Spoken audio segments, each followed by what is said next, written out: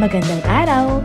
Sama-sama tayong matuto sa Teacher Sal Learning Resource Channel.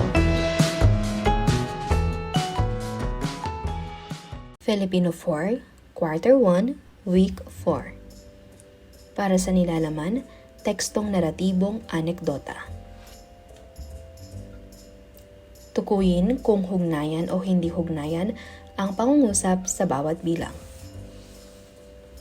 Una, ang parabola ay isang maikling kwentong may aral dahil kalimitang hinahango mula sa Biblia. Pangalawa, ang parabola ay nagiging gabay ng isang taong nahaharap sa pangangailangang mamili o magdesisyon. Hinihiling ng bunsong anak na ang manang kanya sa kayamanan ng kanyang ama ay ibigay sa kanya. Tayo'y nagsasaya ngayon sapagkat ang kapatid mong namatay ay muling nabuhay. Nang malaman niya ang sanhi ng kasayahan, ay gayon na lamang ang kanyang galit, kaya't di napigilan ang kanyang sarili at sinumbatan ang ama. Narito ang mga tamang sagot.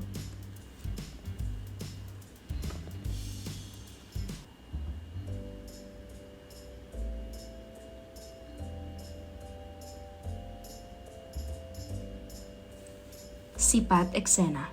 Panoorin ang video na bawat bata ng Apo Hiking Society at sagutin ang katanungan.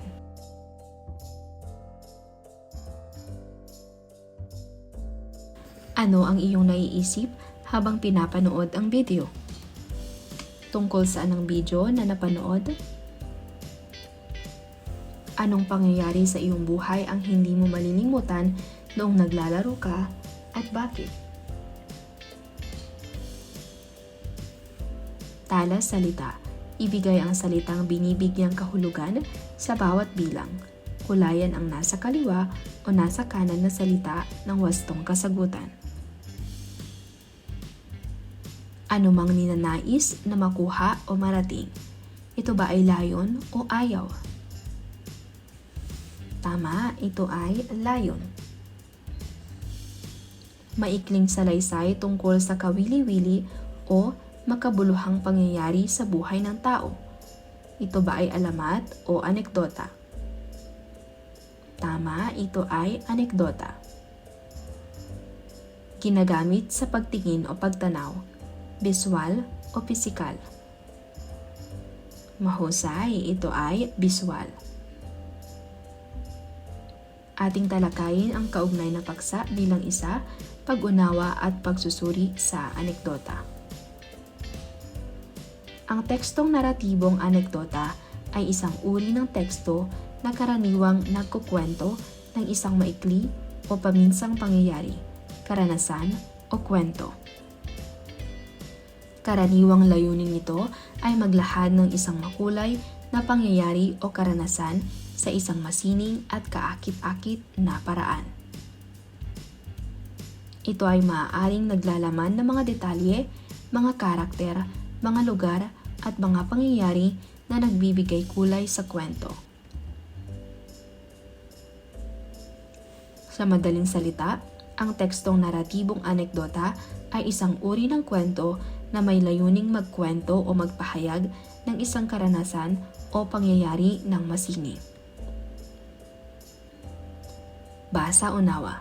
Basahin ang anekdotang Si Pilo Bibo, anekdota ni Alan M. Utleg, at sagutin ang katanungan kaugnay dito. Si Pilo Bibo, anekdota ni Alan M. Utleg. Ang magandang kinabukasan ay pinaghahandaan. Ang pag-abot ng mga pangarap sa buhay ay bunga ng pagsisikap sa pag-aaral. Karaniwan sa mga may determinasyon ay may matagumpay na kapalaran, at ito ay maitutulad sa isang pakikipagkaibigan. Pasukan na naman, nag-uunahan ang mga mag-aaral na pumasok sa kani-kanilang silid-aralan. Sabik na sabik silang makitang muli ang mga dating kaibigan at makilalang lubos ang mga bagong kamag-aral. Samantala, may batang bihis na bihis. Nagpalingalinga si Pilo nang makita ang grade 4 Ilocos na nakasabit sa may pintuan ay agad siyang tumakbo. Pumasok na siya sa silid at agad pumagitna. "Magandang araw po sa inyong lahat," masayang pagbati ni Pilo. Lahat ay nagulat. Nagtinginan sa isa't isa. Biglang nagtawanan dahil sa pagkurap-kurap ng mga mata sabay pagngiti ni Pilo. "Kitang-kita ko na kayo ay nagulat sa aking pagdating. Ibig ko sanang ipakilala ang aking sarili dahil ako ay bago lamang sa inyong paaralan." Hindi kumigbo ang mga mag-aaral sa Grade 4 Ilocos. Napakatahimik ng buong silid ng mga sandaling yaon na tila namangha sa kanilang natunghayan. Muling nagsalita ang Batang Bibo. "Ako nga pala si Pilo, Batang Bibo at palakaibigan. Ang aking kasabihan ay kapag walang kakilala, ikaw ang magpakilala. Sabi sa akin ni nanay ay gulatin ko raw kayo. Kaya ang ginawa ko kanina ay ginulat ko kayo ng masayang pagbati ko. Gusto ko sana ay maging kaibigan ko kayong lahat." Nagulat ang lahat sa sinabi ni Pilo. Pagkuwan ay nagbulungan ang mga mag-aaral. Habang naglalakad na patungo sa kanyang upuan, isa-isang kinamayan ni Pilo ang mga kamag-aral sabay tinatanong ang kani-kanilang mga pangalan. Tungkol saan ang anekdota?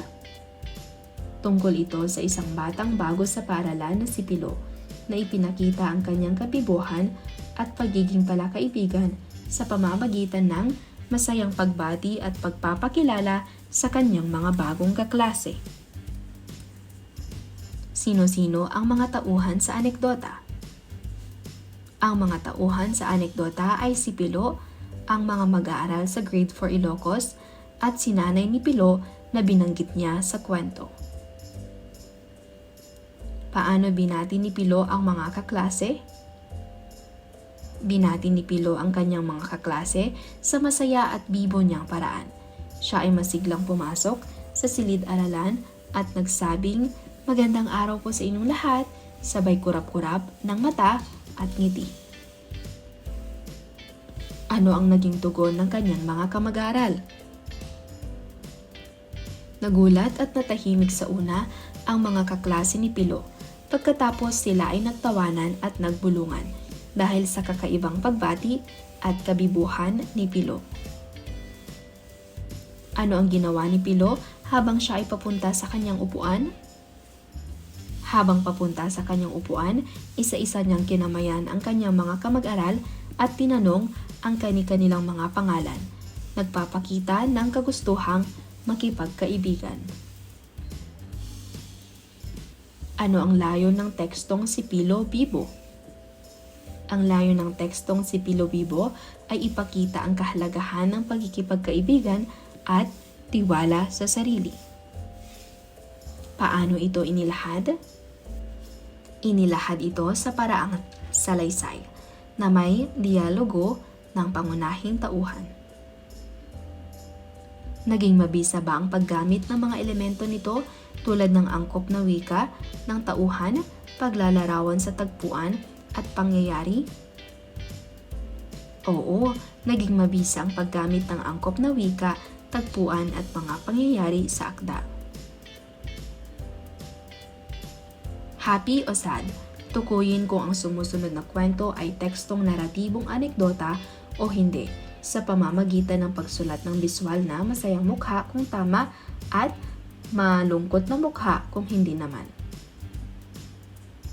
Una, noong nasa isang fast food chain ako, nagtanong ako sa crew kung mayroon silang vegetarian meal. Nagpakita siya sa akin ng menu at sinabing, "Ito po ang aming vegetarian meal, cheeseburger na walang karne." Noong bata pa ako, naglaro ako ng taguan kasama ng mga kaibigan ko sa loob ng bahay. Nakatago ako sa ilalim ng kama nang biglang pumasok ang aking ama at nagsimulang maghanap. Hindi niya ako mahanap kahit nasa ilalim lang ako ng kama. Tapos nung aalis na siya, napatae ako dahil sa takot. Tulad ng maraming mga Pilipino, Isa rin akong mahilig sa laro ng basketball. Ngayon ko talaga napatunayan na gusto ko ang larong ito dahil makalipas ang halos mahigit 5 taon na hindi aktibo sa paglalaro ay nasa puso ko pa rin ang pagmamahal para laruin ang larong ito. Nasabing ang puno ng lansones ay karaniwang makikita sa Luzon. Gayunman, walang gaanong pumapansin dito. Isang araw, isang magnanakaw ng kalabaw ang hinahabol ng mga tao. Napagawi ito sa lansonesan at doon nagtago sapagkat gutom na rin ang magnanakaw sa katatakbo. Pumitas siya ng lansones at kumain. Nalason siya. Dinatnan siya ng mga taong patay at may bakas pa ng bula sa bibig. Mula noon, pinagkatakutan ang lansones, walang nangahas kumain nito. Maganda ang panahon, mainit ang sikat ng araw. Maaga pa lamang ay gising na si Langgam. Nagluto siya at kumain. Pagkatapos, lumakad na siya gaya ng dati. Naghanap siya ng pagkain, isang butil ng bigas ang nakita niya. Pinasan niya ito at dinala sa kanyang bahay. Nakita siya ni Tipaklong. "Magandang umaga, kaibigang Langgam," bati ni Tipaklong.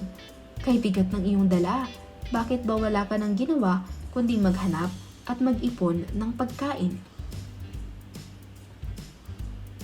Narito ang mga tamang sagot.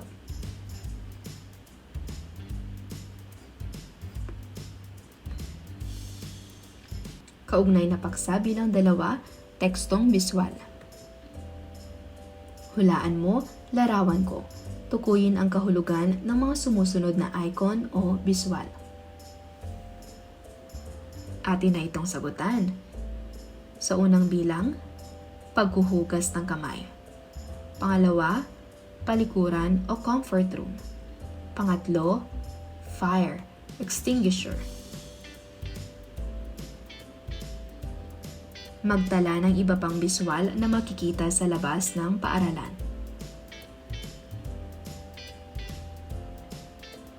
Ano-ano pang mga larawan ang nakikita nyo sa labas ng paaralan? Ano ang kahulugan ng mga larawang ito? Peak karanasan.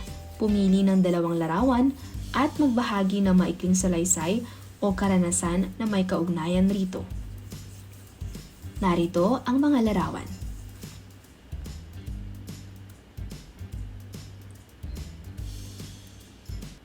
Sabi ko, isulat ang iyong sasabihin kung ikaw ang nasa sitwasyon sa ibaba. Nakita mong nakatingin lang sa iyo ang iyong mga kaklase. Paano mo sasabihin na nais mo silang makilala? Niyaya ka ng iyong kaklase na maglaro, subalit may iniuutos sa iyo ang iyong guro. Ano ang sasabihin mo? Paano mo ibabalita sa iyong mga magulang ang naging karanasan mo sa iyong unang araw sa paaralan?